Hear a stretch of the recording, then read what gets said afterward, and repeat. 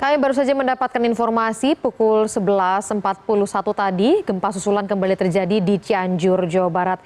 Gempa bermagnitudo 3,9 dengan kedalaman yang sangat dangkal, yaitu 1 km dirasakan di Warung Kondang, Sukaresmi, Ciherang hingga kota Cianjur. Dan untuk mengetahui informasi terkini penanganan pasca gempa di Cianjur, Jawa Barat, kami terhubung dengan produser lapangan CNN Indonesia, Raff Kahvi. Selamat siang, Raff. Baru saja kami dapatkan informasi terjadi gempa, lalu bagaimana kondisi di sana, utama di tempat Anda melaporkan saat ini? Ya, Daniar, kami juga merasakan hal yang sama ketika beberapa menit yang lalu kami merasakan ada gempa susulan dengan 2 kali yang intensitasnya berbeda, di mana gempa susulan yang pertama intensitasnya tidak begitu terlalu terasa, namun yang kedua kami merasakan ada getaran yang cukup dirasakan oleh warga Cibulakan yang ada di tenda pengungsian di pabrik beras Haji Agus Salim. Dan ini merupakan gempa-gempa susulan yang sudah mereka rasakan berkali-kali sejak gempa besar yang mengguncang Cianjur pada hari Senin siang lalu.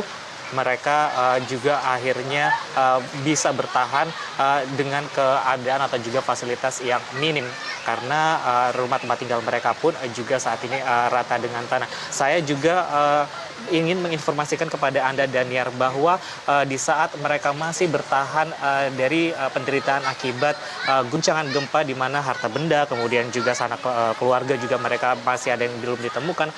Ini juga mereka juga harus bertahan di tengah kondisi perubahan cuaca seperti misalnya hujan.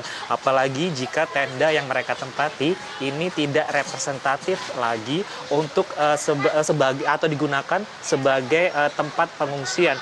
Mereka bukan tidak berusaha untuk mendapatkan tenda yang layak, namun karena banyak sekali atau rentang birokrasi yang begitu panjang kemudian yang begitu menyulitkan, sehingga mereka tidak bisa mendapatkan tenda yang representatif, seperti misalnya tenda peleton, di mana tenda-tenda yang seperti digunakan oleh pihak militer atau mungkin tenda khusus yang seperti dari BNPB itu belum bisa mereka dapatkan. Ini saya dapat tunjukkan gambarannya kepada Anda, di mana ada bukaan di sepanjang sisi tenda ketika hujan tersebut akhirnya turun, hawa dingin kemudian tampias air hujan ini membuat mereka juga tidak nyaman. Selain bukaan di setiap sisi tenda yang kurang representatif seperti ini, yang kita temukan tidak hanya di satu posko swadaya masyarakat, tapi di berbagai posko swadaya masyarakat ini juga kita temukan ada juga kebocoran seperti misalnya yang dapat Anda saksikan. Nah, ini juga merupakan salah satu masalah yang membuat mereka tidak nyaman jika seandainya tenda-tenda seperti ini juga masih dilakukan untuk bertahan, Daniar. Dan selain masalah tenda, dan juga ini yang patut untuk dijadikan istilahnya gambaran adalah bahwa mereka membutuhkan semacam tempat toilet ataupun juga kamar mandi untuk melakukan aktivitas bersih-bersih, kemudian juga membersihkan diri, dan juga untuk keperluan lainnya yang lebih layak begitu, Daniar. Oke, Raff, ada berapa banyak jumlah warga yang mengungsi di tenda tempat Anda saat ini melaporkan? Daniar, pada saat awal, di mana pada malam hari tanggal 21 kemarin, kami lokasi di desa Cibulakan di Cugenang ini, di mana posisi ini adalah di pabrik beras Haji Agus Salim. Ini merupakan hari pertama saya melaporkan untuk Anda, pemirsa CNN Indonesia.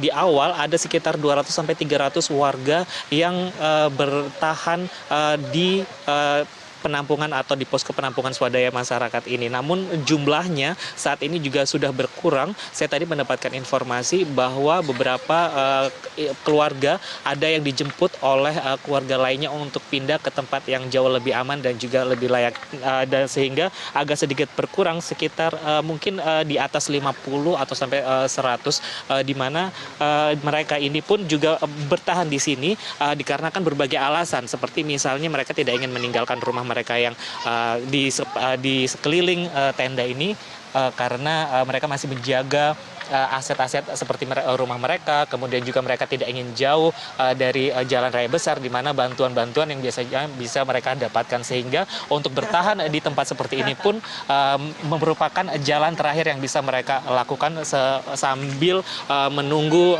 bantuan yang jauh lebih layak lagi untuk mereka dapatkan, Daniel. Akhir, Raff, tadi kami informasikan pula bahwa ada bantuan dari Basarnas yang kemudian dikirimkan menggunakan helikopter. Salah satunya adalah ke wilayah Cigenang. Apakah ini juga warga yang saat ini mengungsi di tempat Anda melaporkan menjadi salah satu yang telah mendapatkan bantuan tersebut? Kalau terkait masalah bantuan yang didistribusikan melalui helikopter Basarnas, untuk di wilayah yang saat ini saya melaporkan kepada Anda, belum didistribusikan melalui jalur udara, seperti misalnya menggunakan helikopter, namun beruntung bahwa di pos pengungsian ini jaraknya agak sedikit lebih dekat dengan jalan utama, walaupun jalan utamanya tidak terlalu lebar sehingga ada lalu lalang kendaraan yang bisa digunakan sebagai drop bantuan yang bisa mereka dapatkan. Dan tentu saja mereka di sini pun juga berbagi tugas, Daniar dan juga pemirsa, jika seandainya warga laki-lakinya ini akan diberdayakan untuk bisa membantu tempat pengungsian ini untuk membangun tenda yang lebih representatif, kemudian juga bisa diberdayakan untuk mencari sumber air minum, kemudian juga makanan, dan juga mereka bisa diberdayakan untuk sebagai menjaga satu sama lainnya agar tenda tempat mereka berdiam diri ini juga bisa lebih aman, Daniar. Baik, untuk sementara terima kasih produser lapangan CNN Indonesia Raff Kahvi.